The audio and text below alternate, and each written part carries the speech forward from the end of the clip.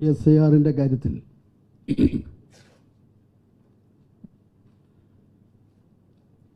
Political parties എന്ന നിലയിൽ ഓരോരുത്തർക്കും ഓരോ നിലപാടുണ്ട്. ഞങ്ങളുടെ നിലപാട് വ്യക്തമാക്കിയിട്ടുണ്ട്. കേരളത്തെ സംബന്ധിച്ച് പറഞ്ഞാൽ കേരള നിയമസഭയിൽ റെപ്രസെൻറ്റേഷനുള്ള എല്ലാ പൊളിറ്റിക്കൽ പാർട്ടീസും ഏകകണ്ഠമായിട്ടാണ് ഇതിൽ ഒരു നിലപാടെടുത്തിട്ടുള്ളത്. അതിലുപരി കേരളത്തിലിപ്പോൾ സർക്കാർ തന്നെ ഒരു സർവകക്ഷി യോഗം വിളിച്ച് ഈ കാര്യം ചർച്ച ചെയ്തിട്ടുണ്ട്. സർക്കാർ എന്ന നിലയിലും പൊളിറ്റിക്കൽ പാർട്ടീസ് എന്ന നിലയിലും ഇതിൻ്റെ ലീഗാലിറ്റി ഉൾപ്പെടെ, കാരണം പ്രായപൂർത്തി വോട്ടവകാശം എന്നത് ഭരണഘടനാപരമായിട്ടുള്ള അവകാശമാണ്. ആ പ്രായപൂർത്തി വോട്ടവകാശത്തിന് തടസ്സമാണ്, അല്ലെങ്കിൽ അതിനെ പല രൂപത്തിലും തടയുന്ന ഒരു പ്രക്രിയയായിട്ടാണ് ഞങ്ങൾ അനുഭവങ്ങളിൽ കൂടി മനസ്സിലാക്കിയിട്ടുള്ളത്. അപ്പോൾ അതിൻ്റെ ലീഗൽ സൈഡ്, ഭരണഘടനാപരമായിട്ടുള്ള കാര്യങ്ങൾ ഒക്കെ ചോദ്യം ചെയ്യാൻ ഉള്ള നടപടികൾ ആരംഭിച്ചിരിക്കുകയാണ്. അതൊന്ന് അറിയിക്കണമല്ലോ. ഇവിടെ ഇലക്ഷൻ ഇതായതുകൊണ്ട് ഞങ്ങൾ അറിയിക്കുകയാണ്. അതിൽ തന്നെയാണ് ഞങ്ങൾ നിൽക്കുന്നത്.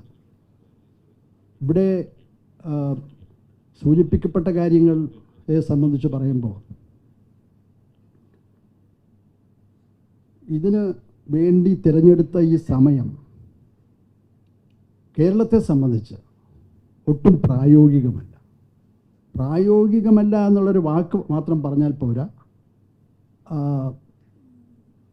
ഗൗരവമുള്ള ഒരു പ്രശ്നമായിട്ടാണ് ഞങ്ങളതിനെ കാണുന്നത്. കാരണം ലോക്കൽ ബോഡി ഇലക്ഷൻ്റെ പ്രവർത്തനങ്ങൾ ആരംഭിച്ചു.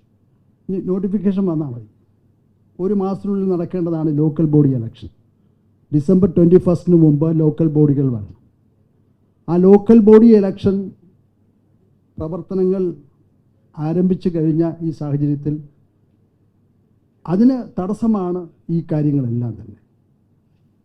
ഇതിലൊരു കാര്യം തീരുമാനിക്കേണ്ടി വരും. ഒന്നുകിൽ ഇത് മാറ്റിവെക്കേണ്ടി വരും, അല്ലെങ്കിൽ ലോക്കൽ ബോഡി ഇലക്ഷൻ മാറ്റിവെക്കേണ്ടി വരും.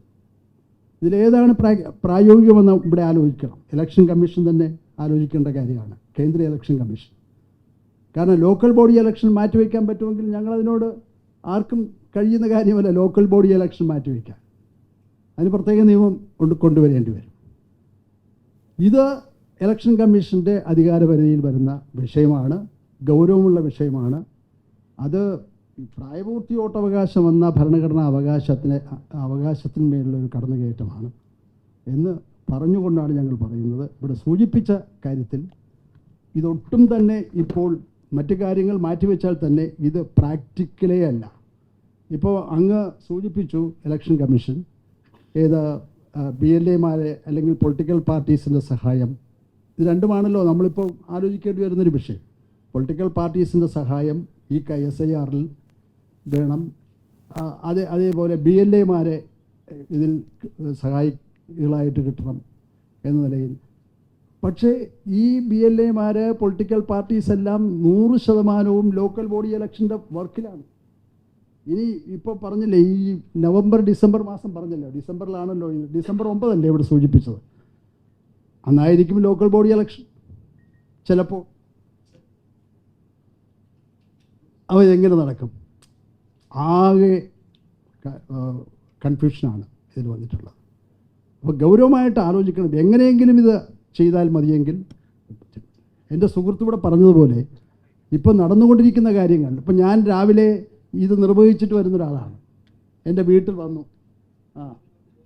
ഷാനവാസിൻ്റെ വൈഫാണ് അവിടുത്തെ BLO. അവിടെ വന്നു, ഫാറം കൊണ്ടുവന്നു.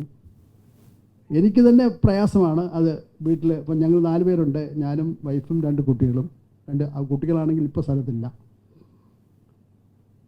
ഇത് വളരെ